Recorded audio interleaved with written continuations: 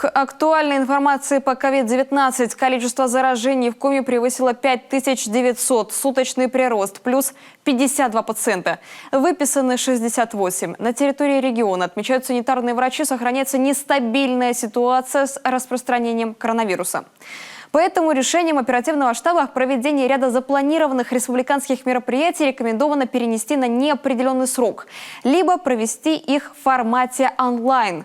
В их числе День сельской школы, который традиционно отмечается 28 августа, Республиканское педсобрание и образовательный форум «Молодежь Коми». Зато в связи со снижением темпов заболеваемости послабления в ограничительных мерах сегодня вступили в силу для Воркуты. Если помните, еще 2 месяца назад превышение количества нормативного количества ковидных коек у нас по Воркуте было в 6-7 раз. Развернуто у нас было в 10 раз больше коек, чем было запланировано. То в настоящее время число больных уже ниже нормативного. И на сегодняшний день по Воркуте всего 18 подтвержденных ковидных больных. Карантинные ограничения сохранятся в Усинске, в Ухте и в Печоре. Там пока заболеваемость выше, чем средняя по республике. Особое регулирование правил въезда и выезда сохранится. Эти и другие новости республики прокомментировал в очередном телеобращении к жителям исполняющий обязанности главы Коми Владимир Уйба. Уважаемые жители республики, добрый день. Продолжаю информировать вас о ситуации. Что касается эпидемиологии. Сегодня в республике лабораторно подтверждены 5923 случая заболевания коронавирусом. Прирост за сутки 52 человека.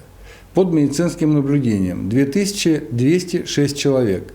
Выздоровели 4764 человека. За сутки выздоровело 68 человек. Это хорошо. Мы выздоравливаем больше, чем заболеваем. Мы приняли решение о смягчении ряда ограничительных мер режима повышенной готовности. С завтрашнего дня, 13 августа, в Воркуте возобновят свою деятельность физкультурно-спортивные организации. Также с 13 августа по всей республике разрешена деятельность ресторанов, кафе и иных предприятий общественного питания без ограничения времени. Конечно, без проведения каких-либо массовых мероприятий, свадеб, торжественных вечеров, дискотек.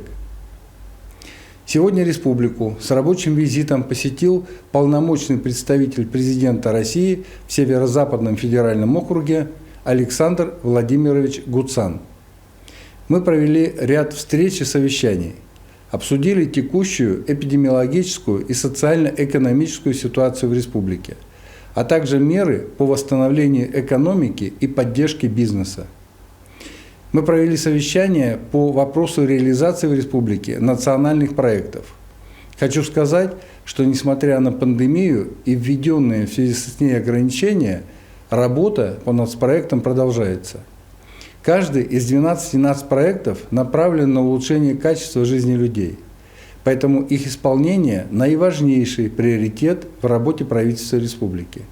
К примеру, в рамках нацпроекта образования до конца года будет введена школа в поселке Краснозатонский города Сыктывкара на 600 учеников. А в рамках нацпроекта «Демография» откроются 2 детских сада по 270 мест каждый, один в Эжве, второй в селе Выльгард Сыктывдинского района. В этом году в республике 14 семей из 7 сельских районов получили социальные выплаты на строительство либо приобретение жилья в рамках госпрограммы комплексного развития сельских территорий. На эти цели выделено свыше 24 миллионов рублей.